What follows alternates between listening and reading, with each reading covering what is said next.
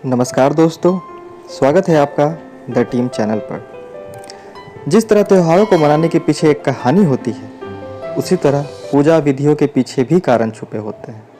जैसे दिवाली के समय हम माता लक्ष्मी और गणेश जी की पूजा साथ में करते हैं, पर हम माता लक्ष्मी के साथ गणेश भगवान की पूजा क्यों करते हैं? दोस्तों, हम सभी जानते हैं भगवान गणेश प्रथम पूज्य हैं। किसी भी पूजा में सर्वप्रथम हम गणेश भगवान की ही पूजा करते हैं। माता लक्ष्मी भगवान गणेश को अपने पुत्र समान ही प्यार करती है। इस कारण भी हम दीपावली में लक्ष्मी और गणेश की साथ में पूजा करते हैं। पर इसके पीछे एक पौराणिक कथा भी है, वो कथा आज हम आपको बताएंगे। दोस्तों, बहुत समय पहले की बात है। एक वैरागी साधु थे, तो उस वैरागी साधु को राजभोग भोगने की इच्छा हुई। इसके लिए उन्होंने माँ लक्ष्मी की आराधना शुरू की। बहुत तपस्या की, आराधना किया, तब जाकर लक्ष्मी जी प्रसन्न हुई। उन्हें दर्शन देकर वरदान दिया कि उसे उच्च पद प्राप्त होगा, सम्मान प्राप्त होगा। इसके बाद उस साधु में थोड़ा सा अहम आ गया और इसके चलते वो राज दरबार में जा पहुंचा। वरदान मिलने से उसे ऐसे ही अभिमान हो रहा था। उसने भरे दरबार में राजा के साथ दुर्व्यवहार किया और उसका मुकुट नीचे गिरा दिया।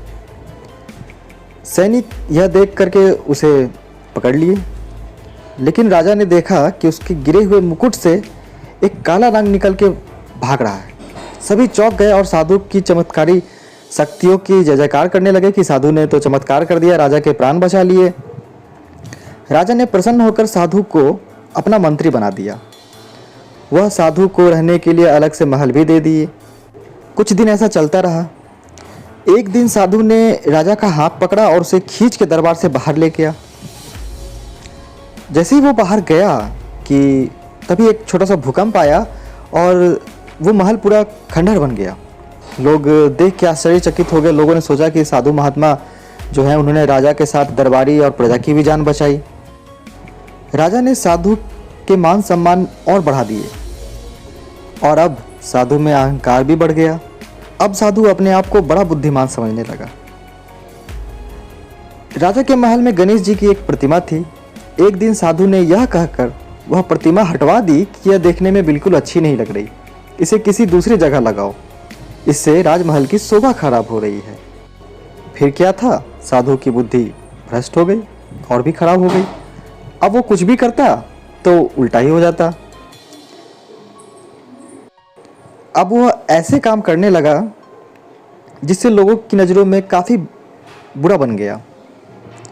ऐसे देखते हुए राजा ने उस साधु से नाराज होकर एक दिन उसे कारागार में डाल दिया।